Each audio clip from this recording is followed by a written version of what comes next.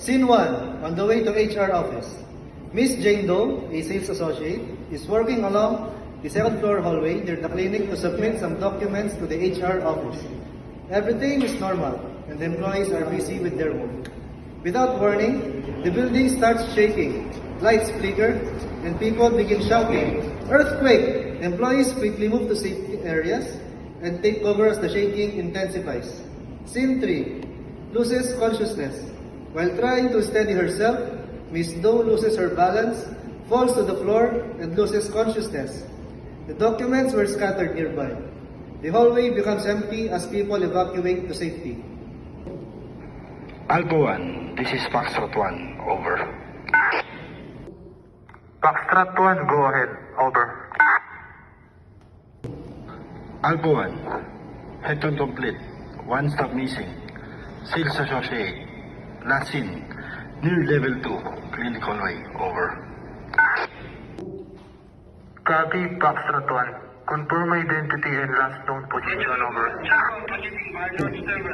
Alpha 1, confirm, female employee, last seen, proceeding to clinic area, level 2, over. Alpha 1, this is Charlie 1. We have located the missing employee, female, unconscious lying near clinic hallway. No visible injuries, over.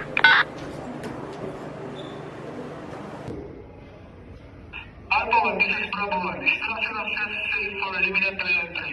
Exit team clear, over. Copy, Bravo 1. Charlie 1, proceed to level 2 clinic hallway. Maintain radio contact every 2 minutes, over.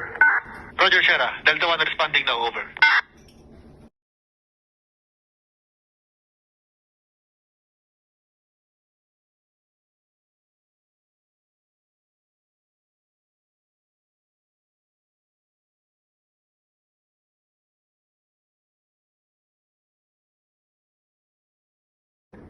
Copy, Charlie 1. Secure the area.